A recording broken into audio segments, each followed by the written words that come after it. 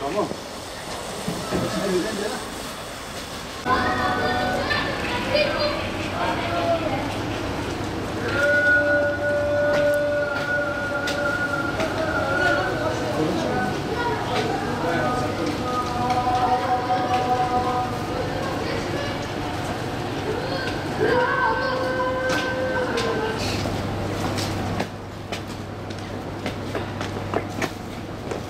Saçın koru kızım.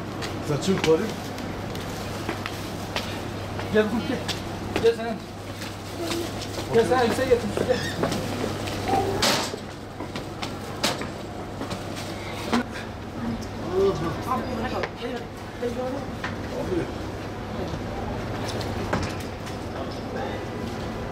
Şişe de üstüne bak.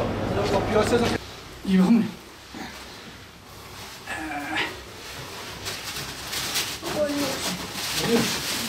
Ben ona bir tane. Aferin lan oğlum.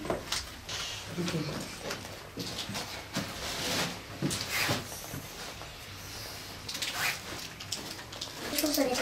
Bunu. Allah hayırlarını sağ olsun. Allah razı olsun. Allah işi güçleri rast getirsin. Veren de vermeyenden de Allah kaza belalarına vermesin. O televizyon programında mağduriyetimizi izleyen hayırseverler şimdi durumumuzu gördüler.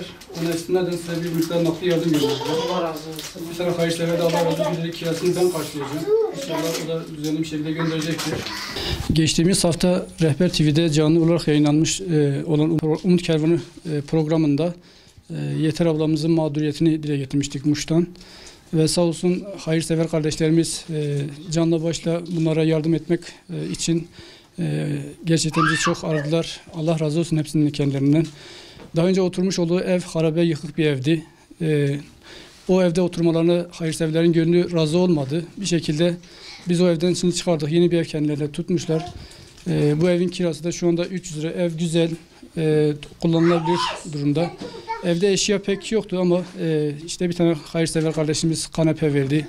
İkinci el bir tane televizyon getirildi. Bu ailemizin mağduriyeti şu anda giderilme noktasında. Hakikaten hayırseverlerimize ben Umut Kervanı adına çok teşekkür ediyorum. Allah kendilerine razı olsun. Bu çocukların gülmesi her şeye bedeldir, her şeye değerdir. Ve bundan sonra da inşallah biz bu Umut Kervanı olduğu müddetçe bu ailemizi asla bırakmayacak ve sürekli kendine yardım edeceğiz inşallah.